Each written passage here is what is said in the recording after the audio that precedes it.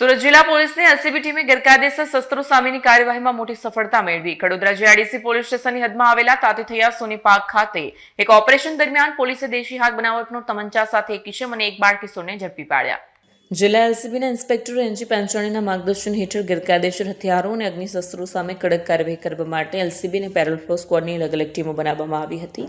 આ ટીમો સુરત ગ્રામ્ય જિલ્લામાં પેટ્રોલિંગમાં હતી ત્યારે એલસીબીના સબ ઇન્સ્પેક્ટર એસસી મશાણીની ટીમ કડોદરા જીઆઈડીસી અને પલસાણા પોલીસ સ્ટેશન વિસ્તારમાં પેટ્રોલિંગ કરી રહી હતી ત્યારે આરક્ષી જગદીશ સાબાજી અને આરક્ષી દીપક અનિલભાઈને તેમના ખાનગી બાતમીદાર થતા માહિતી મળી કે તાતીથૈયા સોનીપાર્ક બાલાજી સુપરમાર્કેટની પાસે આવેલા સભ્ય મંડીના પતરાવાળા શેડમાં કરણ શર્મા અને રિન્ટુ કુમાર ઉર્ફે છુટકા નામના બે ઈસમો પોતાના કબજામાં ગેરકાયદેસર દેશી તમંચો સંતાડીને એક એક્ટિવા મોપેડ પર બેસીને તેનું વેચાણ કરવાની ફિરાકમાં છે.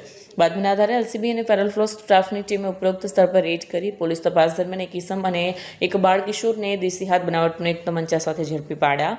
પોલીસે આરોપીની ધરપકડ કરી તેમની પાસેથી હથિયાર જપ્ત કર્યું.